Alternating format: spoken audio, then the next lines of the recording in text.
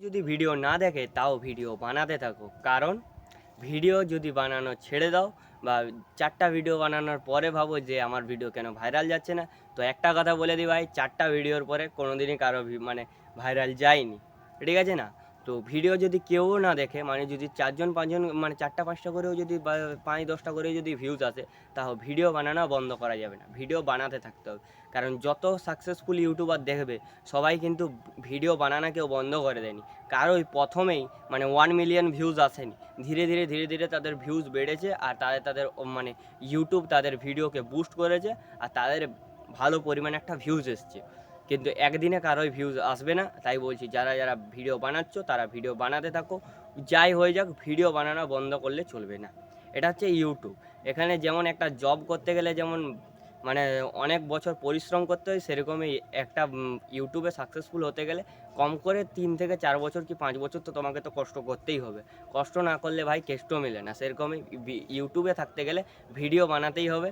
আর video বানালে যে আমার আজ 100টা ভিউজ আসছে বা 10টা ভিউজ আসছে তার জন্য আমি ভিডিও বানানো বন্ধ করে দেবো? আমি 50টা ভিডিও ছেড়ে করে ভাবছি, আর কি আমার 50টা ভিডিও ছাড়লাম, লোক 10টা ছেড়ে ভাইরাল হয়ে যাচ্ছে। ভাই যারা 10টা ছেড়ে করে মানে 10টা ভিডিও ছাড়ার পরে যাদের ভিডিওগুলো ভাইরাল হচ্ছে তাদেরকে দেখবে যাও, তারা ওই 10টা ভিডিও ছাড়ার পরে তারা তার আগে কতগুলো ইউটিউব চ্যানেলে কাজ করেছে, তবে যাই করে তারা সেই 10টা ভিডিও বানাতে পেরেছে, ভালো করে সেই 10টা ভিডিও মানে তারা বানাতে পারছে। এটা হচ্ছে মেন কথা। তাই ইউটিউবে থাকতে গেলে পুরো একদম ভিডিও জবরদস্ত বানাতে থাকতে হবে, কোয়ালিটি মেনটেন করো, ধীরে ধীরে ইমপ্রুভ হবে, নিজে বলতে পারবে ভালো করে। তো ভিডিওটা এরকম।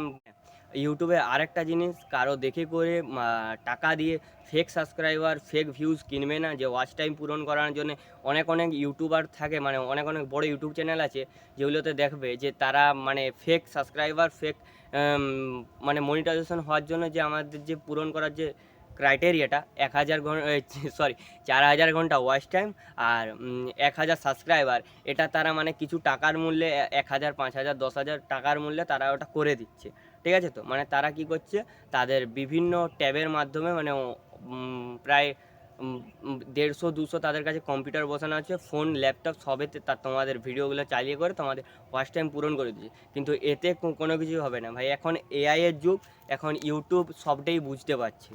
মানে তুমি যেটা করছো তোমার চ্যানেলের সাথে সেটা পুরোটাই ধরা পড়ছে, যারা ফেক বটের মাধ্যমে যে ভিউজটা বাড়াচ্ছে, ওয়াচ টাইমটা বাড়াচ্ছে, সেটা বোঝা যাচ্ছে।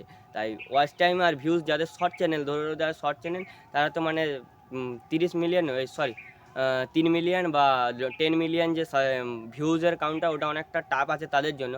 তো তারা কি করবে, তারা যে লাইভ করবে, ঠিক আছে? তো লাইভ করলে কি হবে, তাদের ওয়াচ টাইমের মাধ্যমে মানে ভিউজটা বেড়ে ওয়াচ টাইমটা বেড়ে যাবে লাইভের মাধ্যমে, আর তাদের চ্যানেলটা তাড়াতাড়ি মনিটাইজ হবে। আমি অনেক চ্যানেল দেখেছি যারা লাইভ করে করে তাদের চ্যানেলটা মনিটাইজ করে দিয়েছে। আর আরেকটা কথা, চ্যানেল যদি মনিটাইজ হয়েও যায় তোমরা তো টাকা তো পাবেই না, কারণ ওই মানে 1000 1500 বা 500, তারপরে চ্যানেল মনিটাইজ হওয়ার পরে 1000 1500 ভিউজে কি টাকা পাবে?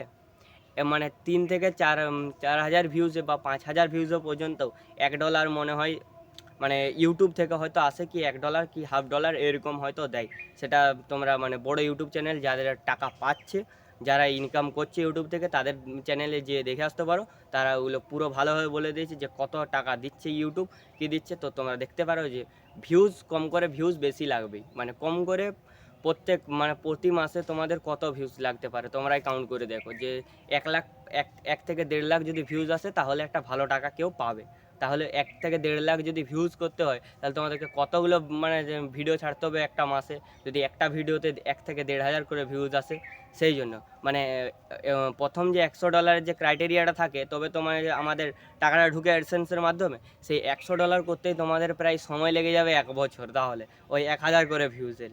ওই জন্য বলছি যে ভিউজের এখন মানে সাবস্ক্রাইবার ওয়াচ টাইম এগুলোর পিছনে না ছুটে করে তোমরা ভালো ভিডিও বানানোর চেষ্টা করো, কোয়ালিটি কন্টেন্ট দাও, কোয়ান্টিটি না। মানে ডেলি ভিডিও আপলোড করতে হবে এমন কোনো মানে নেই। ভিডিও তোমরা দুদিন মানে সপ্তাহে 2টোও দিতে পারো, 3টেও দিতে পারো, বা সপ্তাহে একটাও ভিডিও করতে পারো। যারা কমেডি ভিডিও করে তারা মাসে একটা ভিডিও দেয়, কিন্তু তারা যে একটা ভিডিও করে সেই একটা ভিডিওই মানে দারুণ, একটা ভিডিওতে তারা মানে মিলিয়নে ভিউজ আসে, আর তারা ওই একটা ভিডিও থেকে পুরো মাসের যে খরচাটা সেটা তাদের বেরিয়ে যায়। এটা হচ্ছে কথা।